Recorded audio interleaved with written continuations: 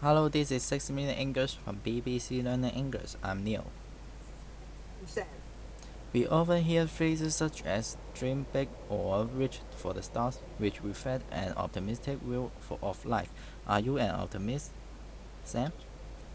I hope so. I'm trying to see the positive side of life, even when something bad happens. It sounds like you are a glass half full person, someone who always thinks that good things will happen. How about you, Neil? Are you optimistic? Look, things go wrong all the time. That's a fact of life. Call me a pessimist if you like, but I'm just being realistic. It sounds like Neil is more of a glass half empty person. But the truth is that the age-old debate between optimism and pessimism is more complex than I think. We think. Yes, whether you are suddenly optimistic or a gloomy pessimist may be determined more by your birthplace and your age than your attitude, as we will be finding out in this program. Great, I have a good feeling about this, Neil. But first, as usual, I have a question for you, Sam. Psychologists define optimism as an attitude which overestimates the chance of good things happening to you, while underestimating the chance of bad things occurring.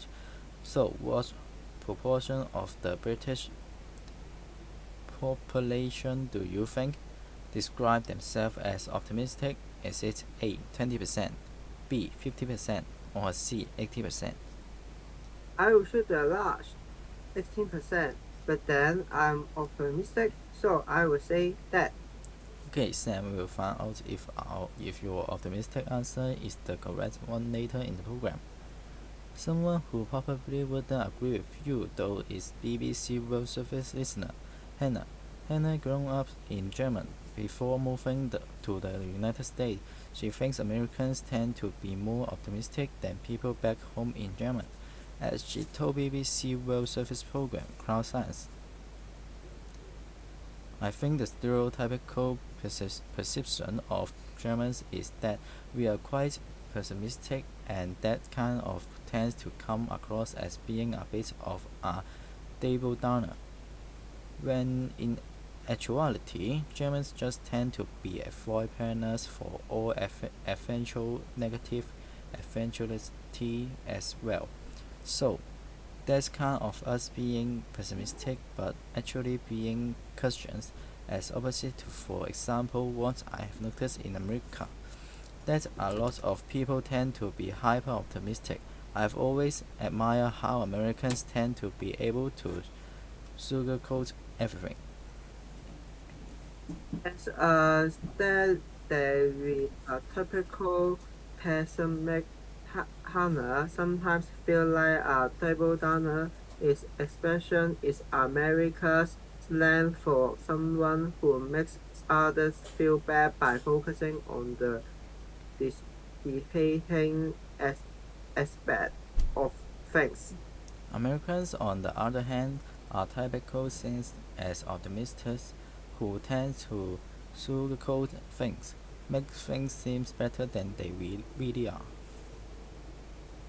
According to Hannah, many Americans are hyper-optimistic. They use the prefix hyper to say that there is too much of a certain quality. Hypersensitive people are too sensitive. A hyper-optimist is too optimistic. Besides your country of birth, age is another consideration in the optimism debate. When we are young, we have our whole life ahead of us, and it's easier to optimistically believe that everything's going to be right.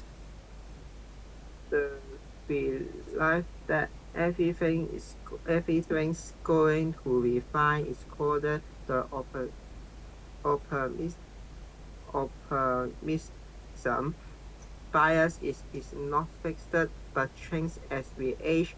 something neuroscience professor tells expanded to BBC World Service program called Science.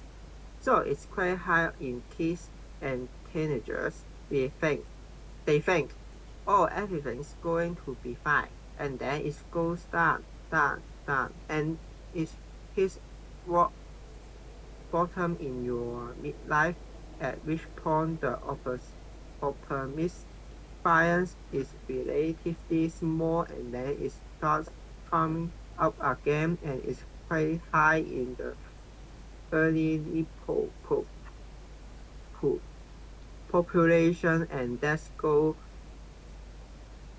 absolutely argues our views of the grumpy, grumpy old man or woman. After starting out high in children, the optimism bias hits rock bottom, the lowest possible level.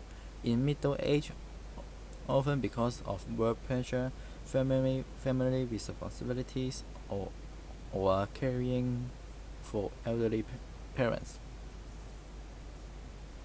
But optimism seems to increase again as we get older. It is surprising as it go against the image we have of the grumpy old man, a phrase to describe someone who complains a lot, is moody, and get easily annoyed.